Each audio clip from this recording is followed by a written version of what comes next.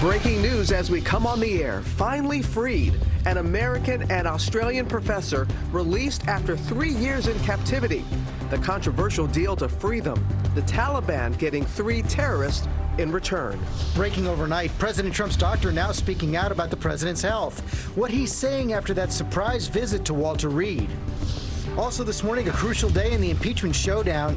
3 aides who were on the president's July call with Ukraine now about to testify publicly for the first time, including the combat veteran who warned the call could, quote, undermine U.S. national security.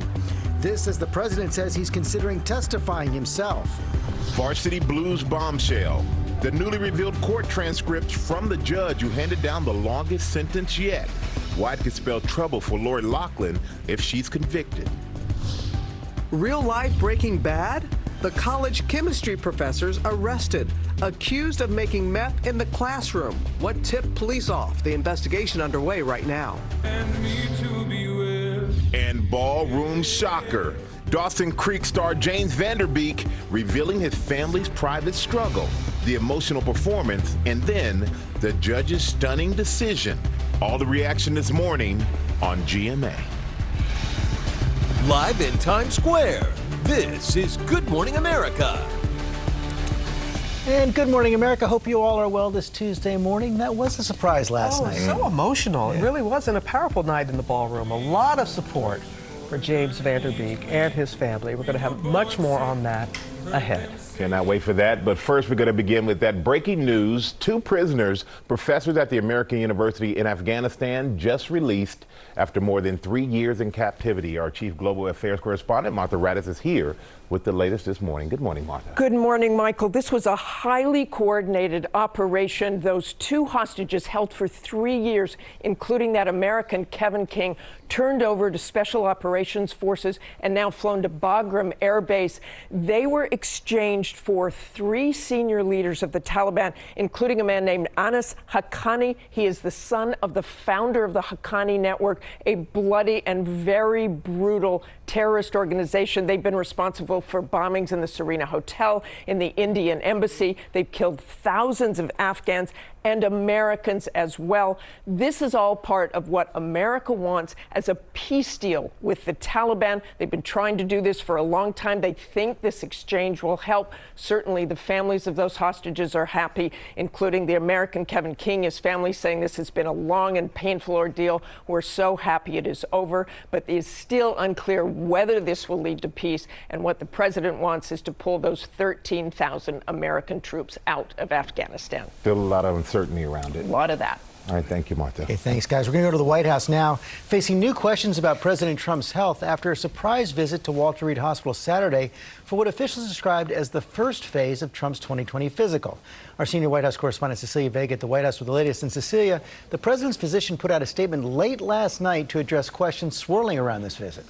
Yeah, George, and this statement is not putting any of those questions to rest, frankly. This happened on Saturday. The president went to Walter Reed.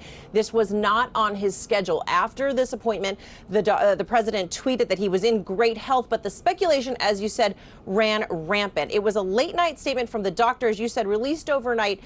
He called this a routine, planned interim checkup. The doctor says it was kept off the record because of, quote, scheduling uncertainties. We know that the exam lasted about an hour. Take a look. The doctor saying, quote, despite some of the speculation, the president has not had any chest pain, nor was he evaluated or treated for any urgent or acute issues. Specifically, he did not undergo any specialized cardiac or neurologic evaluations. Now, the doctor doesn't say anything about the president's overall health other than that his cholesterol dropped to a healthy range. George, Press Secretary Stephanie Grisham, she says the president's performance at his rallies is evidence of his good health and that he was simply anticipating a very busy 2020 to come. That is why he got a jump start on this physical, because he had a free weekend here in Washington. But Cecilia, we have not seen the president in public since the Saturday physical, and there were several unusual aspects to this visit. Yeah, George, exactly. The last two physicals for this president were announced in advance. It is very unusual to have a president have a physical performed in various stages, like President Trump says he's having for this one. They're also not usually done months ahead of schedule. That's unusual. And a presidential visit to a hospital requires extra security usually. Of course, all of this coming at a very crucial time for this White House in the middle of this impeachment inquiry. And of course, with a president who's got an uncomfortable relationship, shall we say, with the truth, George. Therefore, all of this speculation running rampant. Cecilia Vega, thanks very much, Robin. And George, now to that big day on Capitol Hill. The second week of public hearings about to get underway. 4 witnesses are about to testify. Mary Bruce is in the hearing room with the very latest. Good morning, Mary. Good morning, Robin. Well, these hearings are about to enter warp speed. Over the next 3 days right here, we will be hearing from 9 witnesses, including 3 today, who were listening in on that phone call that sparked this impeachment inquiry. Now, until now, Republicans and the president have been dismissing the testimony so far as hearsay. That ends right here in just a few hours with these firsthand witnesses. This morning, national security officials who were concerned about what they heard on that infamous call between President Trump and the Ukrainian leader testifying publicly on Capitol Hill. The call was perfect. But that's not what Lieutenant Colonel Alexander Vindman heard. A decorated combat veteran and top Ukraine expert on the National Security Council, he's told lawmakers, "I did not think it was proper to demand that a foreign government investigate a U.S. citizen," saying it could undermine U.S. national security. Vindman so alarmed he alerted his superior, citing a sense of duty. I want to thank Colonel Vindman for his courage in coming forward. Jennifer Williams, a special advisor to the vice president, was also listening. She's described the call as, quote, unusual and inappropriate. But Tim Morrison, a departing national security official, has said he was not concerned that anything illegal was discussed. Republicans have been attacking witnesses for having no direct contact with the president. When they actually attack on a hearsay, when they attack with not even seeing, it just shows how desperate they have become. But the most anticipated witness of the week is Gordon Sondland, the Trump mega donor turned U.S. ambassador to the EU. Sondland has already revised his testimony once, admitting he personally told the Ukrainians that if they wanted nearly $400 million in military aid, they would have to publicly commit to investigate the Bidens. President Trump himself is now toying with testifying as well, saying he is strongly considering Speaker Pelosi's invitation to submit written answers. But, George, that seems highly unlikely, especially given the fact that the president is currently blocking many key White House officials from testifying here on the Hill. And Mary, House lawyers were actually in court yesterday seeking grand jury evidence to back up their contention that the president may have lied in his testimony to Robert Mueller. Yet, George, Democrats are now exploring whether or not the president told the truth in his written answers in the Mueller investigation, which could be the basis for additional articles of impeachment. We know here on the Hill that Democrats have been exploring, possibly broadening this impeachment inquiry to look not just at the Ukraine issue here, but also whether the president obstructed the Russia investigation as well. George. Okay, Mary, thanks. Let's get more on this now from our legal analyst, Kate Shaw, professor of constitutional law at Cardozo Law School, and Chris Christie, former U.S. attorney and former governor of New Jersey. Chris, let me begin with you. You're close to the president. We've heard this talk before about testifying from the president. He said for several months that he was going to testify to Robert Mueller. That didn't really happen. Yeah, no. And listen, I think, again, lawyers would throw themselves, in between the president and the witness chair bodily to prevent that from happening. It doesn't make any sense for him to do that. And I think this is the way he operates. He says, listen, I've got nothing to hide, so I'd be happy to testify. But that's a non-lawyer talking. And we're kind of not used to having non-lawyers as presidents.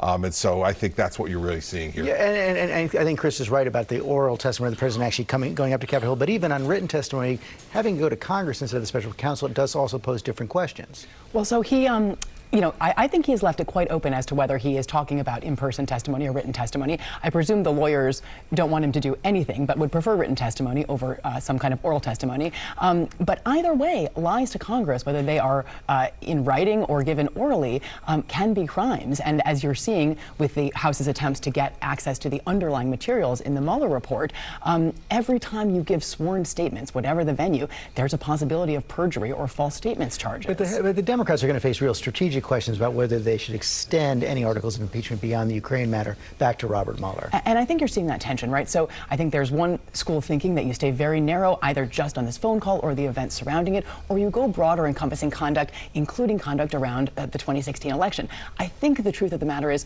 courts move slowly. So to the extent that they're trying to get access to the materials underlying the Mueller report, that is unlikely to run its course before the Democrats want to move forward and decide what these articles of impeachment will look like. And Chris, back to the president and the testimony today. I think the president surprised a lot of people with that tweet about Ambassador Yovanovitch on Friday. The Republicans in the White House seem to be a little more open about questioning the credibility, especially of Colonel Alexander Vindman. It's an unusual circumstance. Both Vindman and Williams are testifying today, current White House employees. Yeah, listen, I think it also cuts against the idea that they won't let anybody testify who's in the White House. Here are Vindman and Williams who are going to go currently on staff. It's their choice, though. They're defying the president. Well, I understand that, but they're you know, George, there are ways to put even more pressure on folks, and they haven't done that. These folks are going up there to testify. And I think on the other point that Kate made, I would say to you that I think it would be a huge strategic mistake for the Democrats to expand this beyond Ukraine. Mueller was a very difficult story for the American people to understand, and to expand it beyond that would allow the president to argue even more vigorously that this is just a political witch hunt, has no basis in fact, and now they're reaching back to get something else because they don't have enough here on Ukraine.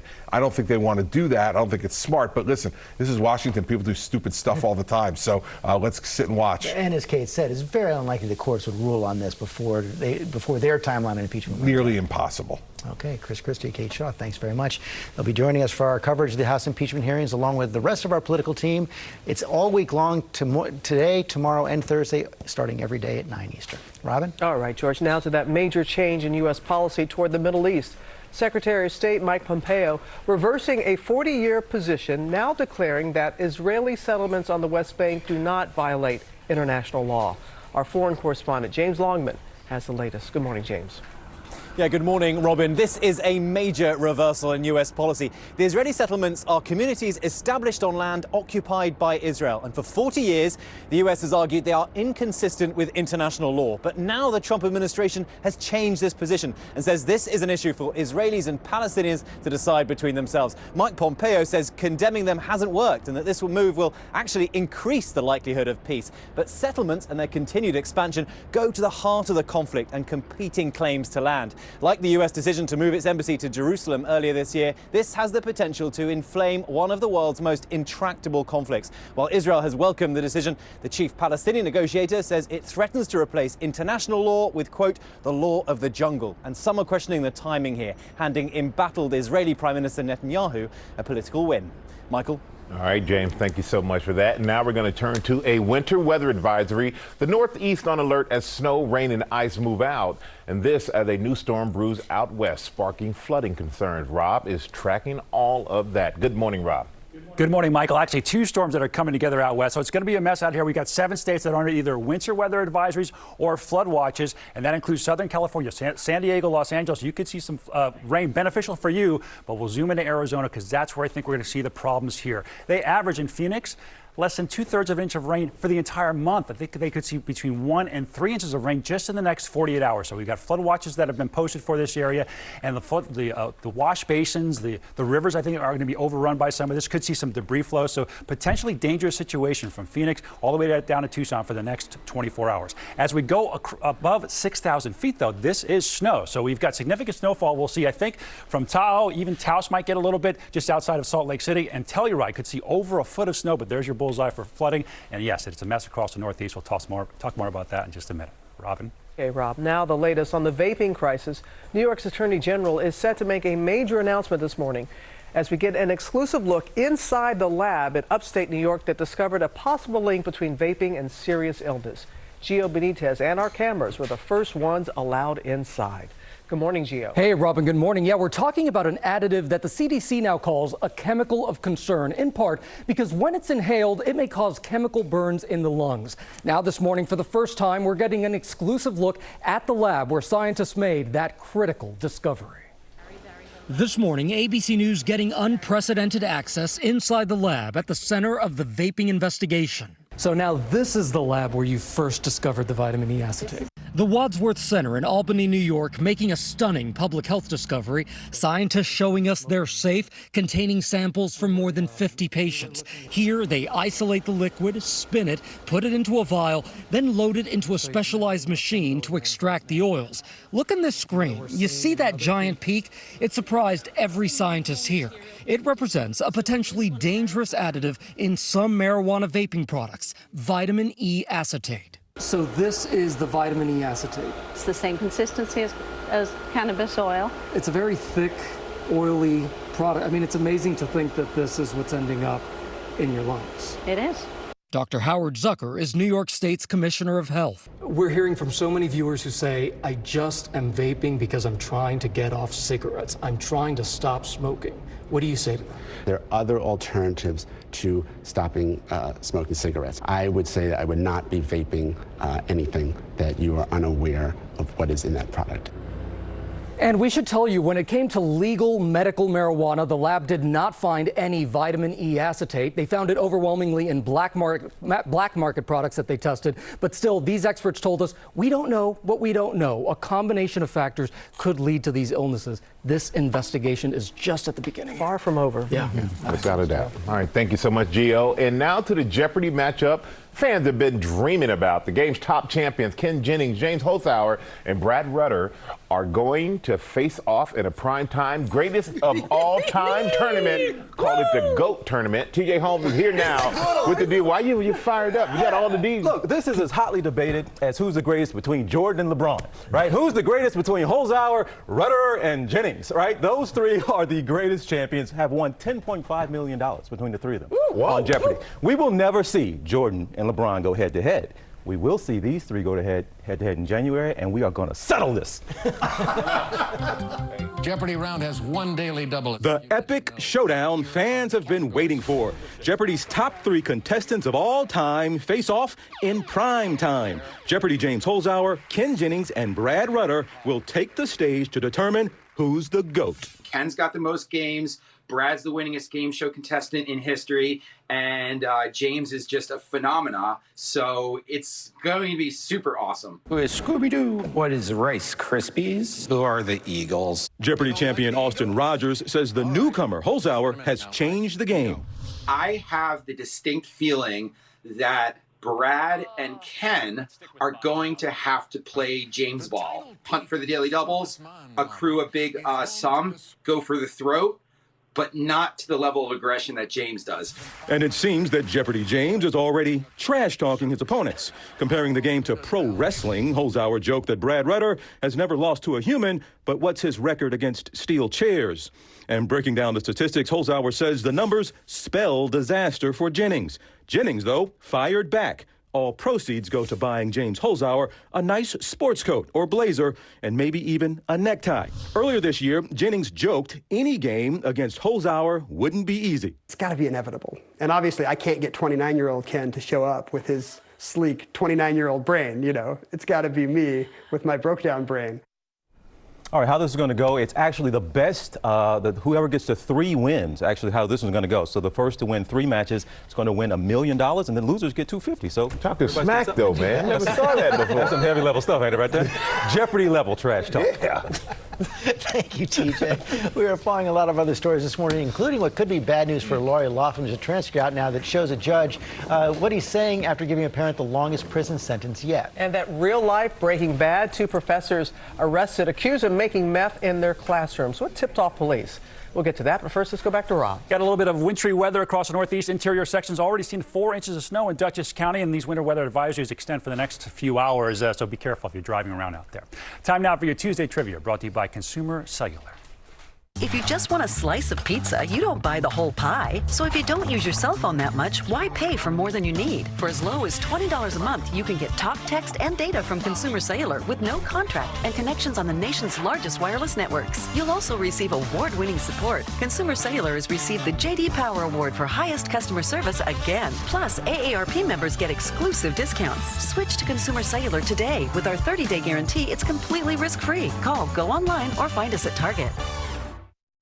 A warm jacket for this morning and budget a little extra time. We've got temperatures starting out in the upper 30s to lower 40s, and there is some fog out there, probably not burning off until 9 a.m. But once it does, some midday sunshine. Temperatures today a little higher. We'll top out at 54 degrees this afternoon. And then it's 53 with some lingering clouds at times for tomorrow. A little breezy. 55 on Thursday. Rain returns Friday, but we'll crack 60 degrees. And then a chilly rain for Saturday. Sunday, the high 48. Trying to digest that trash talking. It's tough. Jeopardy, it's tough. Jeopardy level. We're not there yet, Robin. Okay, we're not there. Right. We'll be right back. It's the most wonderful time of the year. Too early.